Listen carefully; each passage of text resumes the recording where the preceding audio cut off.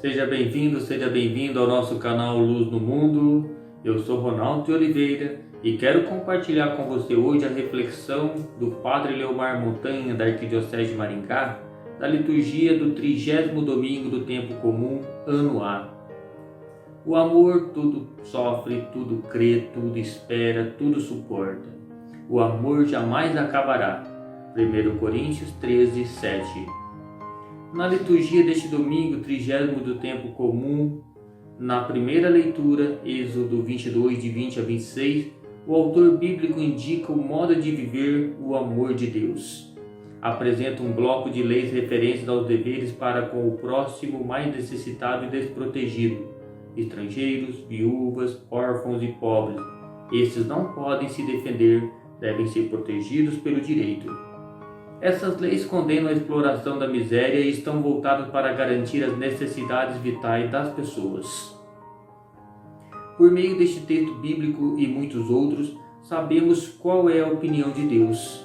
A Igreja, povo de Deus, também deve fazer a opção pelos mais fragilizados da sociedade. Com quais meios?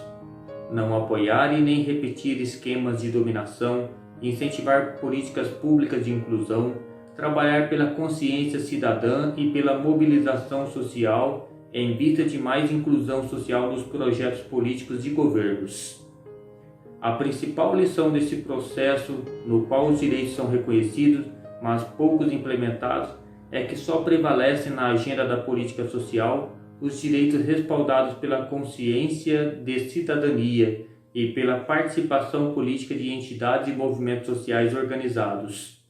São eles que, em última instância, resgatam as conquistas jurídicas para a vida prática, diz CNBB, documento 69, número 52.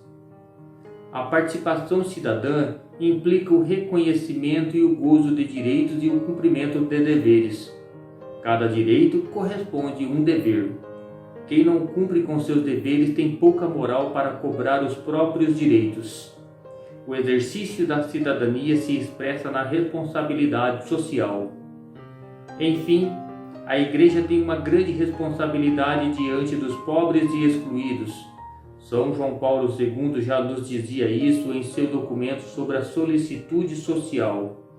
A Igreja está obrigada por vocação a aliviar a miséria dos que sofrem, próximos e distantes, não só com o supérfluo, mas também com o necessário. Nos casos de necessidade, não se pode preferir os ornamentos supérfluos das igrejas e os objetos preciosos do culto divino. Ao contrário, poderia ser obrigatório alienar esses bens para dar de comer, de beber, de vestir e casa a quem disso está carente. Na segunda leitura, o apóstolo Paulo acentua que a comunidade cristã é verdadeiramente missionária quando abandona os falsos deuses e acolhe com alegria a palavra de Deus. No Evangelho Mateus 22, 34 e 40, Jesus faz do amor a Deus e ao próximo o único mandamento. Essa é a novidade cristã. Neste trecho do Evangelho, Jesus proclama o mandamento do amor aos que o odeiam. De fato, os grupos religiosos da época vieram a Jesus não para se instruir, mas para desfazer dele. Armaram-lhe uma cilada. Jesus apresenta que os dois mandamentos são iguais. O segundo é a explicação do primeiro.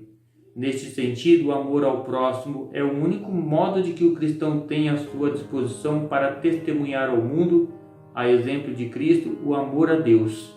Quem não ama seu irmão, a quem vê, não pode amar a Deus a quem não vê, diz primeira carta de João 4, versículo 3.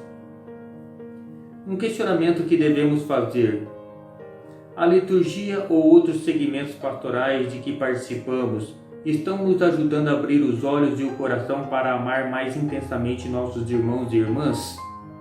Um dos critérios para saber se houve maior encaixe na pastoral, maior abertura, sensibilidade com os que sofrem, integração na comunidade, facilidade em acolher, perdoar e etc.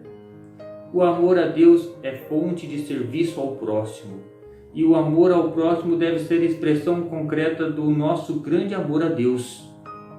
a Constituição Pastoral Gaudium et Spes, a Alegria e Esperança, do Concílio Vaticano II sobre a Igreja no mundo atual nos diz, abre aspas, as alegrias e as esperanças, as tristezas e as angústias dos homens de hoje, sobretudo dos pobres e de todos aqueles que sofrem, são também as alegrias e as esperanças, as tristezas e as angústias dos discípulos de Cristo. E não há realidade alguma verdadeiramente humana que não encontre eco no seu coração.